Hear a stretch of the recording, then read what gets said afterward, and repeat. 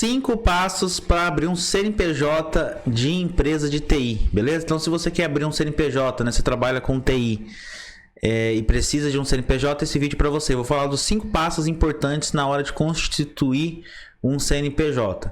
Eu sou o Aldo da CD Contabilidade Digital, atendemos diversos profissionais do seu segmento, somos especialistas no seu nicho e o nosso contato, a nossa contabilidade está na descrição do vídeo. E antes de qualquer coisa eu pedi para você, já se inscreve no canal, já deixa seu joinha, ativa as notificações para você ficar a par de todas as novidades e bora pro conteúdo. Vamos lá. Então vamos falar dos 5 passos importantes na hora de constituir o seu CNPJ de profissional do TI, beleza? Vamos lá, o primeiro passo, você precisa definir o seu endereço. Então o que acontece?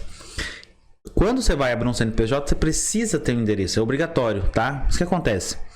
Muita gente, no caso, né, com a empresa de TI, são prestadores de serviço, então é diferente um pouco de comércio, mas assim, tem muitos profissionais que eles estão querendo abrir no seu apartamento, na sua casa, e muitas vezes não dá certo. Por quê? Porque se você mora em apartamento ou você mora em condomínio, você não consegue abrir um CNPJ, porque quando você está em condomínio é para fins residenciais, entendeu? E o que acontece? Você vai precisar de um endereço. Então, ou você vai ter que alocar um endereço comercial para você conseguir abrir o CNPJ, ou você pode alocar um espaço, um coworker, né, que você consiga usar o endereço. E nós aqui da CD Contabilidade Digital, nós cedemos nosso endereço para você poder abrir o seu CNPJ sem custo algum. Às vezes você vai ter que alocar um espaço, aqui na CD Contabilidade você não precisa.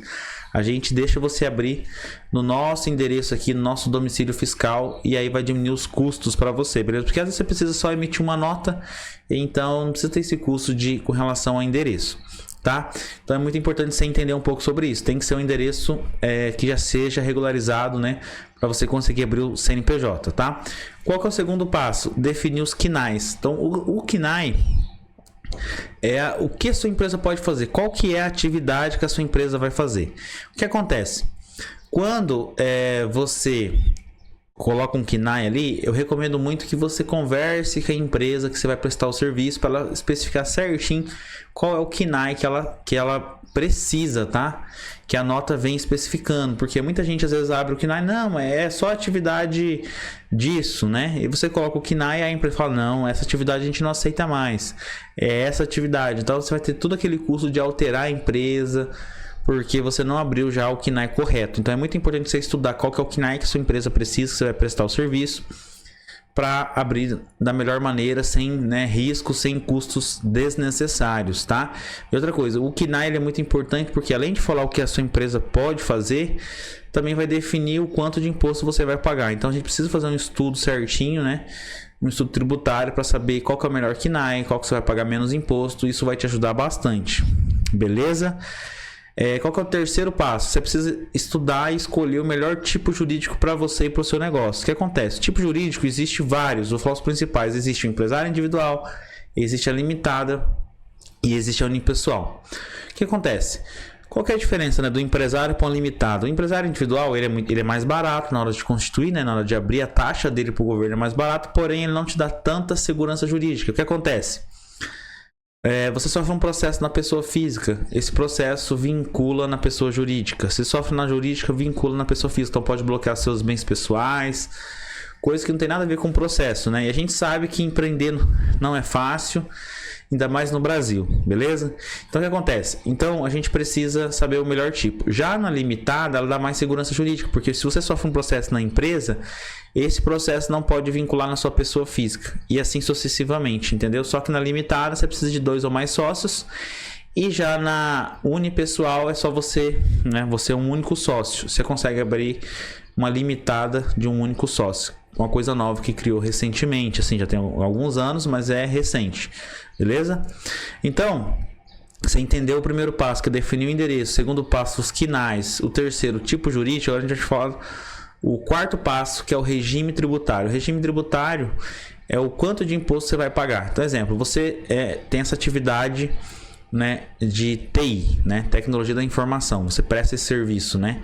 E aí, esse KNAI de TI, normalmente vai te enquadrar em alguns anéis. Então, exemplo, quando você vai escolher o regime tributário, existe vários, vou falar os principais. Existe o Simples Nacional, existe o lucro presumido e o lucro real. O Simples Nacional ele é o mais vantajoso para quem está iniciando. Por quê? porque ele tem menos obrigações, então fica mais barato tanto a contabilidade como a parte tributária. Você inicia ali no Simples Nacional pagando 6%. Então, você emite uma nota de 10 mil, você vai pagar R$600. Já no lucro presumido, ele é vantajoso para aquelas empresas que estão faturando muito alto. Por quê? Porque no lucro presumido, você vai pagar uma alíquota fixa de 16,33, sendo que no Simples Nacional é uma alíquota que ela vai subindo, né, de acordo com o seu faturamento. Então chega uma hora que não compensa você mais ser do Simples, é melhor você migrar para o lucro presumido, entendeu? Então você precisa entender isso, que o que é regime tributário, o que é Simples Nacional, o que é lucro presumido. Então a gente falou dos 4 passos. Agora o 5º e último passo. Depois que você constituiu o seu CNPJ, você precisa ter os alvarás de funcionamento. Então, exemplo, você precisa do primeiro passo, já vai se encaixar com o 5º passo, porque você precisa ter o endereço, está constituída a empresa no melhor tipo jurídico, escolher o regime tributário e aí você vai ter os alvará.